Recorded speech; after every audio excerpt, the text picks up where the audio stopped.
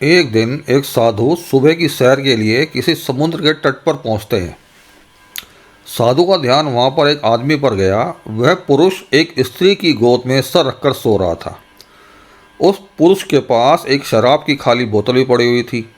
यह सब देखकर साधु ने सोचा कि ये पुरुष कितना अय्याश है, जो कि सुबह सुबह शराब का सेवन करके एक स्त्री की गोद में सर रखकर प्रेमालाप कर रहा है। कुछ देर के बाद समुद्र में किसी मनुष्य की चिल्लाने की आवाज़ आने लगी। कोई मनुष्य समुद्र में डूब रहा था, इसलिए वो बचाओ बचाओ ऐसे चिल्ला रहा था। उस संत ने ये देखा, फिर भी वो कुछ नहीं कर पाया क्योंकि उसे तैरना नहीं आता था। संत बिना कुछ बोले वहीं के वहीं खड़ा रहा और ये सब देखता रहा। जो पुरुष एक स्त्री की गोद में अपना सर रख कर सो रहा था, वो खड़ा हुआ और उस डूबने वाले मनुष्य को बचाने के लिए पानी में कूद पड़ा। थोड़ी देर में तो उस पुरुष ने उस डूबने वाले व्यक्ति को बचा लिया और वो उसे समुद्र के किनारे पे लेकर आ गया। अब यह सब नज़ारा देखने के बाद वो संत विचार में पड़ गया कि क्या मैं इस पुरुष को भला समझूं या बुरा। संत उस पुरुष के पास जाते हैं और उनसे पूछते हैं कि भाई तुम कौन हो, यहाँ पर तुम क्या कर रहे हो। उस पुरुष ने बताया कि मैं एक मछुआरा हूँ, मैं मछली पकड़ने का काम करता हूँ। आज कई दिनों के बाद मैं समुद्र से मछली पकड़ने के बाद वापस आया हूँ।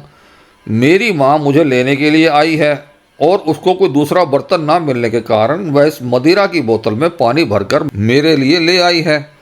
मैं कई दिनों की यात्रा से काफ़ी थक गया था और इस सुबह के सुहावने मौसम में पानी पीकर अपनी थकान कम करने माँ की गोद में सो गया।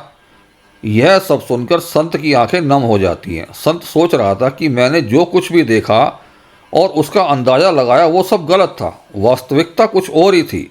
उसे अपने आप पर बड़ा गुस्सा आता है कि मैंने कैसे किसी के बारे में ऐसी घटिया सोच लिया। इसलिए हमें किसी भी निर्णय लेने से पहले उसके बारे में 100 बार सोचना चाहिए और अच्छे से सोच समझकर ही फैसला लेना चाहिए, क्योंकि कभी कभी हम फालतू के भ्रम में होते हैं और ऐसे भ्रम में आकर हम गलत फैसला ही कर लेते हैं।